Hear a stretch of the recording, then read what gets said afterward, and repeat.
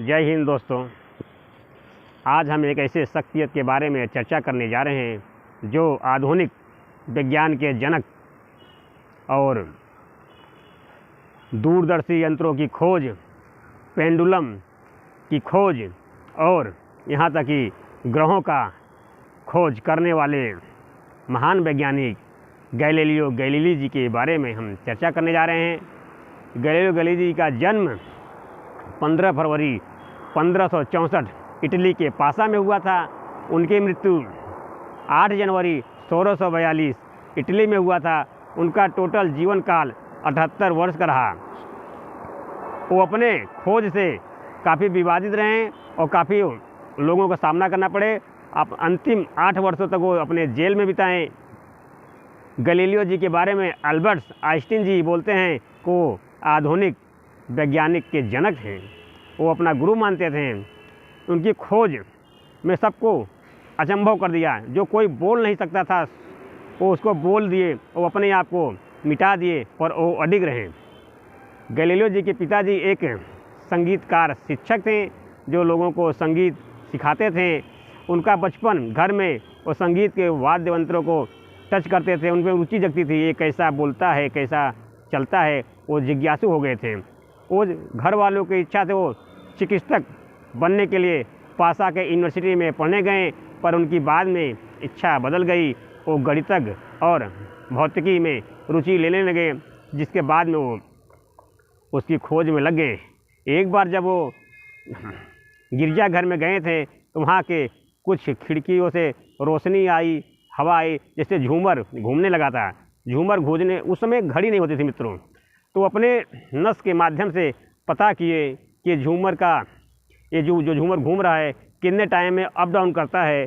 तो अपने मन में वो संख्या गिनती कर लिए। फिर बाद में उसने गैलीलियो जी ने खोज किया पेंडुलम का, जो बाद में पेंडुलम के माध्यम से घड़ी का आविष्कार हुआ।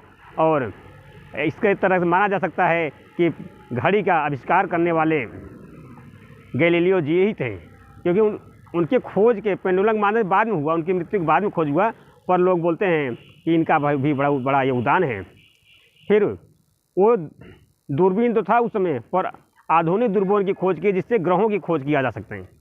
फिर गैलीलियो जी ने आधुनिक दूरबीन, दूरदर्शी दूरबीन का खोज किया, जिसके माध्यम से सभी ग्रहों को देखते थे, अपना अध्ययन करते थे।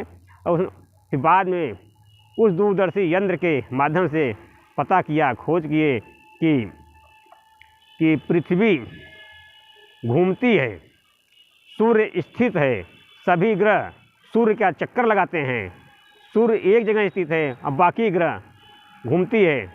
जो कि उस समय के धार्मिक पुस्तक, कोई भी धर्म की पुस्तक हो, सब में यही माना जा रहा था कि सूर्य पृथ्वी का चक्कर लगाता है और पृथ्वी स्थित है। पर ये बात जब धार्मिक लोगों को पता चला तो काफ़ी बुरी लग गई बात, और पोप के दरबार में सज़ा सुनाई गई गैलीलियो जी के। आप धार्मिक बातों को छेड़छाड़ कर रहे हैं, मान्यताओं को आप खिलाफ जा रहे हैं, इसलिए आपको मौत की सज़ा दी जाएगी। गैलीलियो जी बोले, मुझे मौत स्वीकार है, पर जो बातें सत्य है वो सत्य है, हम अपने बात पे अडिग हैं।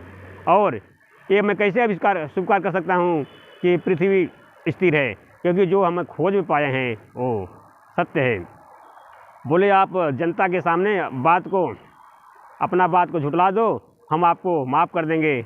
आप वो बोले, वो बाद में अपने सर नीचे करके बुदबुदाने लगे कि अभी भी पृथ्वी घूम रही है, अभी भी घूम रही है, सूर्य स्थित है।